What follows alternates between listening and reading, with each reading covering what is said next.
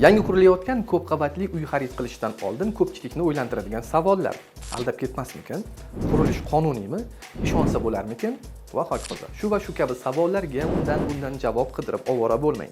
O'sha obyekt hududiga yopishtirilgan QR kodni skanerlang va barcha savollaringizga aniq javob oling.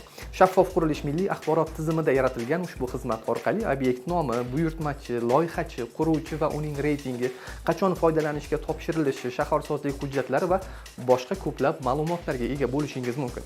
Har bir ma'lumotni erinmasdan diqqat bilan o'qib chiqing. Masalan, obyekt nomiga e'tibor bering.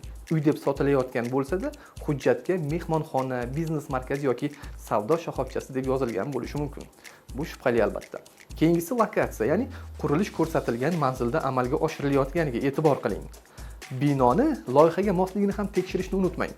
Deylik, hujjatda 4 yo'lakdan iborat 5 qavatli bino deb yozilgan, lekin siz xonadon sotib olayotgan obyektda qo'shimcha yo'lak va qavatlar qurilyapti. Ogoh bo'ling. Bu noqonuniy va kadastr hujjatlari olishga kafolat yo'q. Bizga obuna bo'ling. Navbatdagi videorolikda quruvchining avval qancha uy qurgani va hozir qurayotgan obyektlari haqida ma'lumot olishni o'rganamiz.